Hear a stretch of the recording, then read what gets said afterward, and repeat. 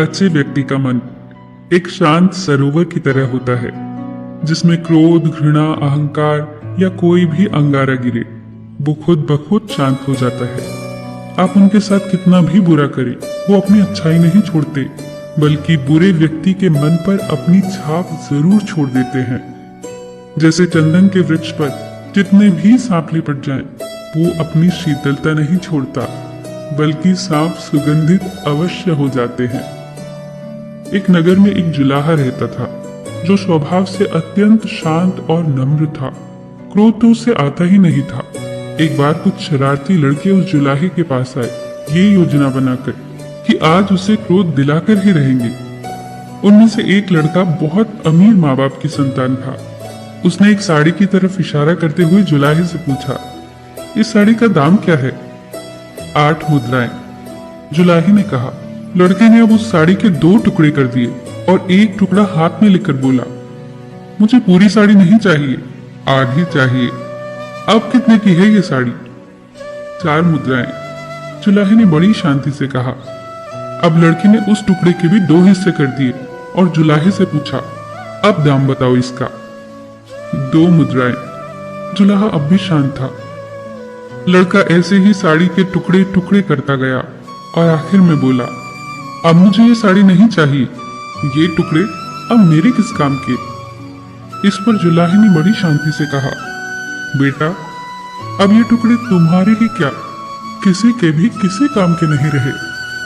ये सुनकर लड़का शर्मिंदा हुआ और उसने कहा, मैंने आपका नुकसान किया है, इसलिए मैं आपकी साड़ी के दाम चुका देता हूँ। इस पर संत जुलाहे ने कहा, जब आपने साड़ी ली ही नहीं तो मैं आपसे दाम कैसे ले सकता हूँ? अब लड़के के अभिमान को ठेस पहुंची और उसने कहा, मैं अमीर माँ बाप की संतान हूँ, आप गरीब हैं, मेरे दाम चुकाने से मुझे फर्क नहीं पड़ेगा, पर आप ये घाटा कैसे सहोगे? मैंने आपका नुकसान किया है तो घाटा मुझे ही पूरा करना चाहिए। जुलाहे ने मुस्कुराते हुए कहा, तुम ये घाटा कभी पूरा नहीं कर सकते।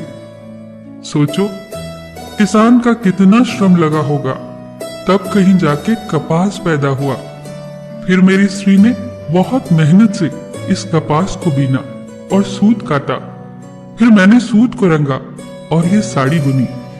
ये सारी मेहनत तो तब सफल होती जब इसे कोई पहनता, इसका लाभ उठाता, इसका उपयोग करता, पर तुमने तो इसके टुकड़े टुकड़े कर डाले। मुद्राएं इस घाटे को कभी पूरा नहीं कर सकती। जुलाहा अब भी क्रोधित नहीं था, अब भी उसकी वाणी में दया और सौम्यता थी। लड़का तो शर्म से पानी पानी हो गया, उसकी आंखें भर आई और वो जुलाहे के पैरों में गिरकर क्षमा मांगने लगा। जुलाहे ने प्यार से उसे उठाकर उसकी पीठ पर हाथ फिराते हुए कहा, बेटा, यदि मैं तुमसे इस साड़ी के दाम ले लेता तो उससे मेरा काम तो चल जाता, पर तुम्हारी जिंदगी का वही हाल होता जो इस साड़ी का हुआ।